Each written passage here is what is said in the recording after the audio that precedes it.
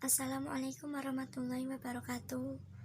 Yang terhormat Bapak Abdullah M.Ag selaku dosen pengampu mata kuliah Al-Quran dan Hadis kelas A reguler dan teman-teman yang saya sayangi dan saya banggakan.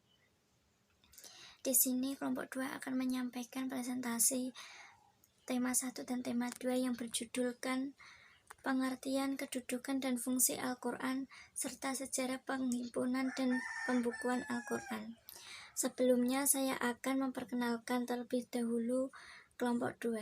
Saya Meka Lailatul Fajri, 2 Muhammad Lutfi Fatoni, 3 Muhammad Syihab Fakrul Rozak, 4 Rimayati Azizah. Pengertian Al-Quran.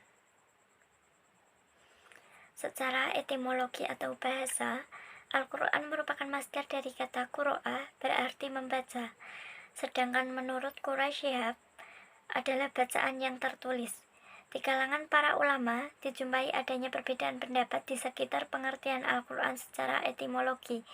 Di antaranya, menurut Syahid Muhammad Al-Maliki, dalam kitab Musnad Al-Itaqun fi Ulum, Al-Quran dikatakan bahwa Al-Quran berasal dari kata Al-Qur'u yang berarti mengumpulkan.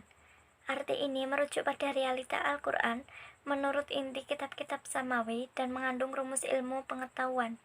Sementara Al-Farah berpendapat bahwa lafal Al-Quran berasal dari korina yang berarti keterkaitan.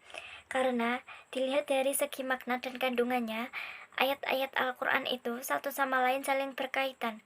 Secara terminologi, Al-Quran merupakan kalamullah yang diwahyukan kepada Nabi Muhammad Sallallahu Alaihi Wasallam sebagai pedoman bagi umat Islam yang disampaikan melalui perantara Jibril alaihi salam melalui jalan mutawatir. Kedudukan Al-Quran sebagai sumber hukum.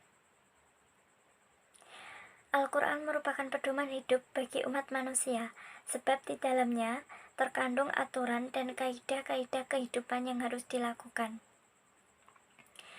Al-Quran juga ditetapkan oleh Allah Subhanahu wa Ta'ala sebagai sumber pertama hukum Islam, sebagaimana tertuang dalam surat An-Nisa ayat 105 yang artinya, sesungguhnya kami telah menurunkan kitab Al-Quran kepadamu Muhammad membawa kebenaran, agar engkau mengadili antara manusia dengan apa yang telah dianjurkan Allah kepadamu, dan janganlah engkau menjadi penentang orang yang tidak bersalah karena membela orang yang berkhianat. Kapasitas Al-Quran sebagai sumber hukum pertama dan kewajiban mengamalkannya merupakan sesuatu yang sudah maklum dalam agama. Di dalamnya terdapat pelajaran dan tuntutan kehidupan yang berharga dan mulia. Hanya saja, semua itu dapat dipahami apabila Al-Quran benar-benar dibaca dan dihayati dalam sesama dan sepenuh hati, serta diamalkan dengan penuh keyakinan. Manusia sebagai makhluk Allah hanya menaati hukum-hukum dan aturan-aturan yang ditetapkan Allah Subhanahu wa Ta'ala. Orang yang tidak menaati hukum-hukum Allah Subhanahu wa Ta'ala berarti dia tergolong orang-orang yang zalim. Assalamualaikum warahmatullahi wabarakatuh. Perkenalkan, nama saya Muhammad Lutfi Fatoni. Saya di sini sebagai pemateri kedua mengenai pokok-pokok isi dan fungsi Al-Quran. Pokok-pokok isi atau fungsi Al-Quran. Fungsi Al-Quran sebagai tuntunan lengkap bagi kehidupan manusia merupakan bukti bahwa ruang lingkup pembahasan Al-Quran sangat luas, seluas aspek kehidupan manusia itu sendiri. Secara garis besar, pokok-pokok isi Al-Quran mencakup beberapa aspek, di antara lain 1.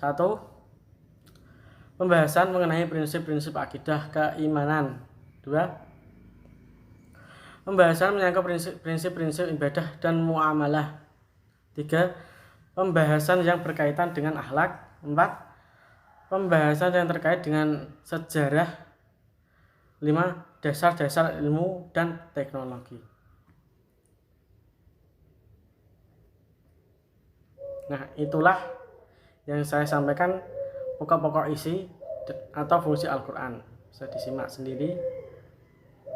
Lanjut. Proses penghimuran dalam arti penghafalan Al-Quran pada masa Nabi.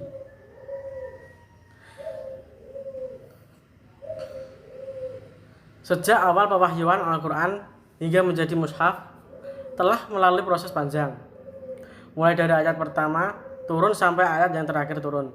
Benar-benar terjaga kemurniannya, upaya untuk menjaga dan memelihara ayat-ayat agar tidak terlupakan atau terhapus dari ingatan terus-menerus dilakukan. Upaya-upaya tersebut dengan cara yang sederhana, yaitu pada mulanya Nabi menghafal ayat-ayat itu dan menyampaikannya kepada para sahabat yang kemudian juga menghafal bagian-bagian Al-Quran yang diwahyukan kepada Nabi Muhammad SAW. Jadi setelah menerima wahyu, Nabi sebagaimana diperintahkan Al-Quran lalu menyampaikannya kepada para pengikutnya yang kemudian menghafalkannya. Sejumlah hadis menjelaskan berbagai upaya Nabi dalam merangsang penghafalan wahyu-wahyu yang telah diterimanya.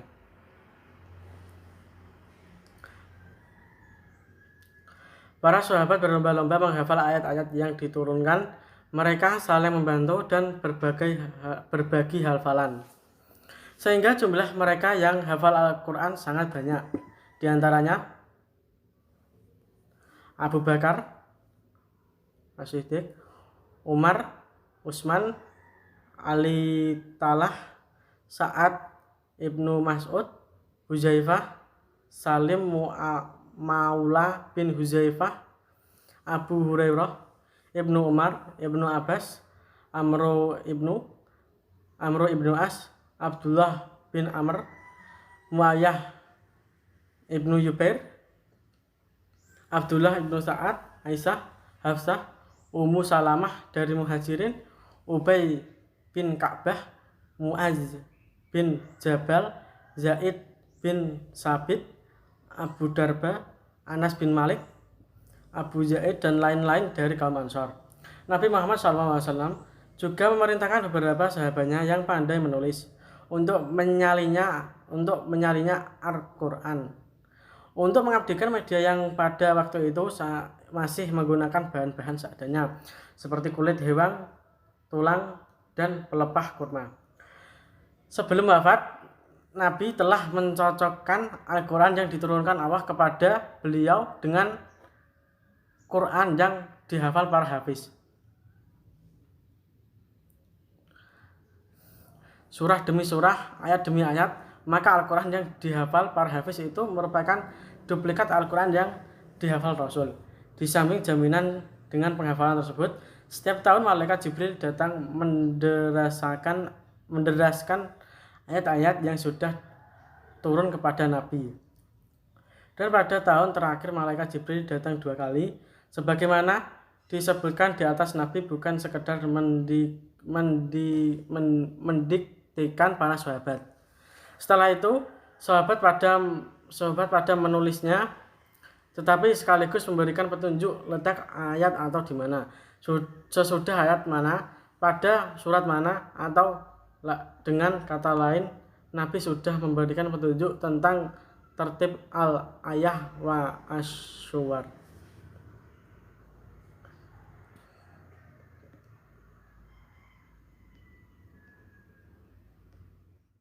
Assalamualaikum warahmatullahi wabarakatuh. Perkenalkan, nama saya Muhammad Syihab Batukur Rozak dari kelompok 2. Saya ingin mempresentasikan proses pengumpulan dan pembukuan Al-Quran pada masa Khalifah.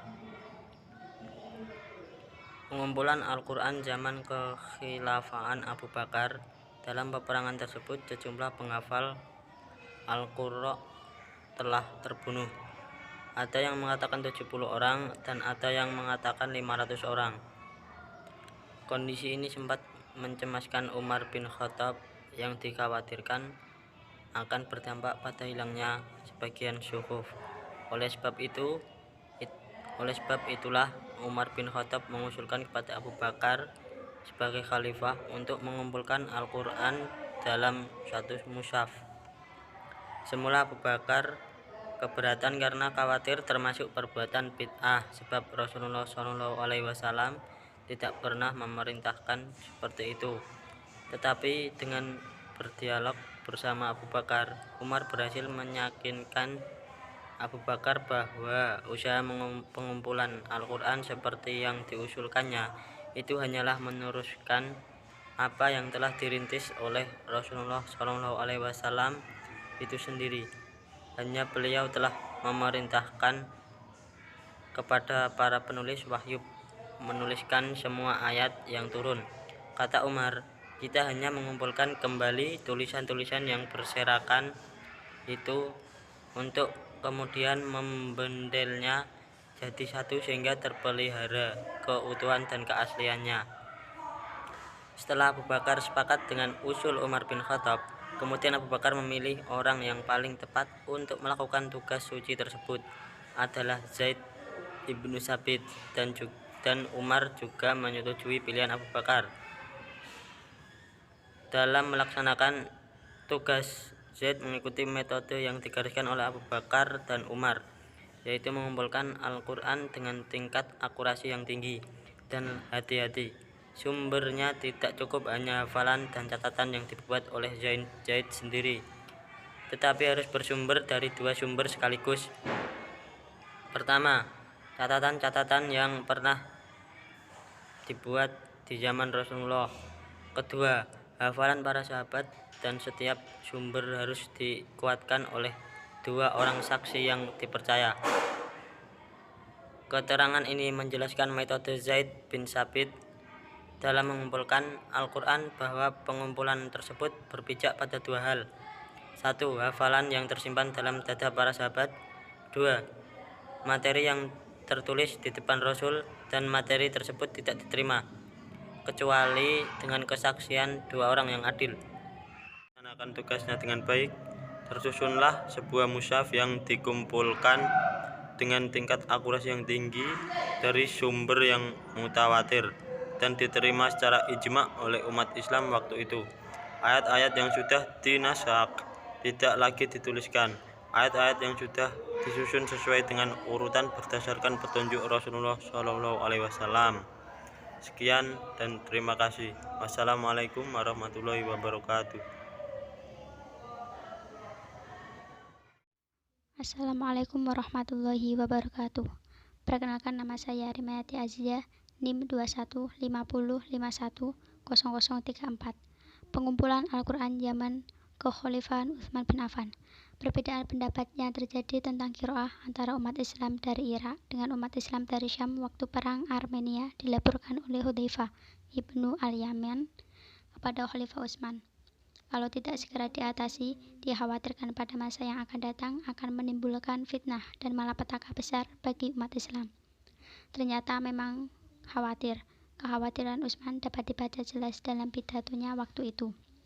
Anda semua yang dekat denganku berbeda pendapat, apalagi orang-orang yang bertempat tinggal jauh dariku, mereka pasti lebih berbeda lagi.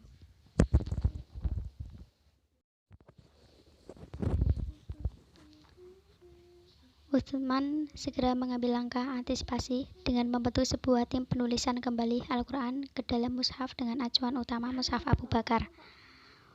Utsman meminjam mushaf yang disimpan Hafsah, selanjutnya menyerahkan kepada tim yang terdiri dari 4 orang sahabat terbaik dan terpercaya untuk melaksanakan tugas suci tersebut. Ketua tim Zaid ibnu Thabit, anggota Abdullah ibnu Zubair, Sa'ad ibnu As, dan Abdurrahman ibnu Haris ibnu Hisham. 3 anggota berasal dari suku Quraisy, berbeda dengan Zaid yang dari Madinah. Komposisi 3 orang dari Quraisy itu diperlakukan dalam memenangkan logat atau dialog Quraisy apabila terjadi perbedaan pendapat antara anggota tim dengan Zaid. Utsman memang memberi petunjuk seperti itu. Apabila terjadi perbedaan pendapat dengan Zaid, maka tulislah dengan logat Quraisy, karena Al-Quran diturunkan dalam logat mereka dan tim tetap bekerja di bawah arahan Utsman. Sistem penulisan inilah kemudian dikenal dengan sebutan Ar-Rasmul Utsmani. Dengan usahanya tersebut, Utsman bin Affan telah berhasil menghindarkan timbulnya fitnah dan mengikis sumber perselisihan, serta menjaga Al-Quran dan penambahan dan penyimpangan. Kemudian Utsman memerintahkan agar semua mushaf yang berbeda dengan mushaf Utsman dimusnahkan.